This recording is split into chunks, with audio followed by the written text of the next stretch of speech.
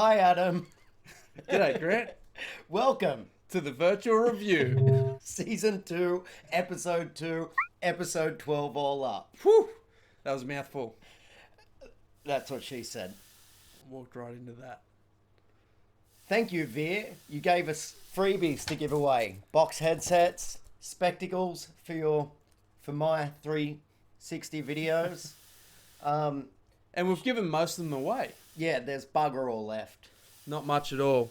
We've got a couple of VR minis. They're the spectacles. But if you'd like one some, of the cardboards. shoot us an email, tvrgiveaway At gmail.com. It's in the info box. Let us know what game you'd like us to review and if Why. we've got some left and why you Yep. like said application and or game. If we got some left, we'll get you some spectacles and some glasses. This week we are discussing. Paint VR. What did you think? I was a bit apprehensive going into this. I'm not the most visually artistic of souls, but yeah, it was an interesting experience. It's paint, but in 3 dimensions, and it's like, it's not like 3D modeling where the world is like in the computer. It's like you're in the world, you're there, and you're painting. Yeah, and it's all around. Like for the first time, well, in my experience, I'm not painting on a canvas that's right there You're in part front of of it. me. You're I part of can that canvas. swing my arm around and paint Yeah. behind me and paint below me. And I found I enjoyed it. I found the control scheme itself was quite clever and intuitive, but I just wanted more buttons on the controller. And they're clever how they've gotten around a few of the things. Like one of the things is you can use this part of the control to move yourself in the virtual world, and you can also use that to move the paintbrush forward and back. But you can only do one at a time. You have to switch.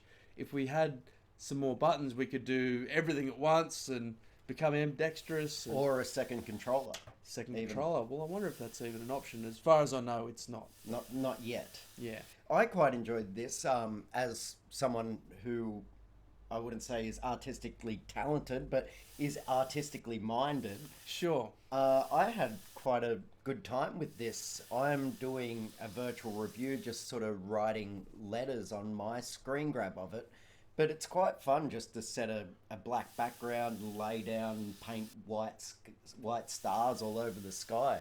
I agree. The way the menu system works is quick, intuitive, and quite a nice, simple solution to get you to all of these options in a quick manner. They're pretty much making the best with what they've got, I think.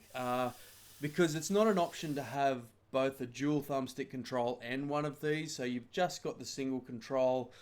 There's always going to be some compromises, so the way you can switch those different modes, it does work quite well. I didn't spend a lot of time with this app, but I feel as though if you were inclined to spend time in this space, you'd pick up that menu really quick. For I sure. imagine you'd be able to create some really imaginative and creative pieces once you're quick and understood the dynamic of how that environment works. Yeah, and I think the most fun I had, even though my artistic talent was something of like a preschooler, was once I had drawn something and then flying around from a different angle and then trying to add to it and then looking from it in reverse even. It's like if you'd drawn something on a page and turned it around and it was transparent, and it's just this art, it's like this perspective you never get. It's like the paper looking back at you. Yeah, it's fascinating being able to see, like, write something like that and then stand next to it and it's just a flat line. Yeah, and then from the Yeah. other side where it's reversed. Yeah, so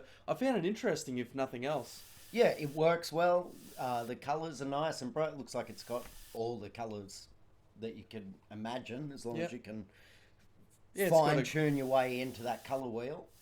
Yeah, for sure. You got And brushes, crayons. You there's can. a save feature, so you can save and load. And... I thought that was great, and I'm pretty sure you can stream live to Facebook with this application as Oh, well. I haven't tried that. Okay, cool. So if you did get a knack for it, I'm sure you could do some nice streams of once you got a feel for it. I wouldn't mind spending a bit more time and seeing if I could get a bit more comfortable with it, to be honest. Yeah, definitely. If anything, it just made me feel worse than I already was. Brought you down. Yeah, it's like it's on hard mode already. What you were know? you writing? I'm shit. I'm shit Yeah. with a gun. Kill me. Throwing a gun pointed at your own head. Yeah, really badly. But nice once again to try something that isn't just a game, that does Yeah. show off the more, I don't want to say ambitious, but the broader applications of virtual reality. Sure. I could see how something like this brought into something like the Vive or the full-fledged Oculus would be super, super interesting when you've got those 6 degrees of freedom. So you can actually move yourself in that world and you're not relying on a thumb pad to move yourself back and forth. And I felt like that was a little bit jarring, but they're making the best with what they've got. They're using the hardware that's available to them. So it does make sense. Yeah, and I've had no problems with it, apart from it crashed when we were screen grabbing it before, but in regards to actually just playing the game or playing the app, using the app, I haven't had any problems with it, and it's nice and smooth and it looks good.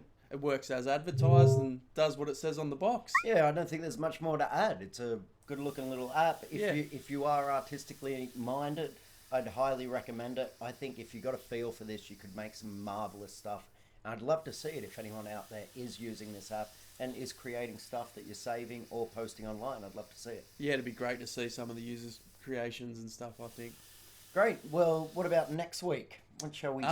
Next week, we're going to jump into Sky Racer.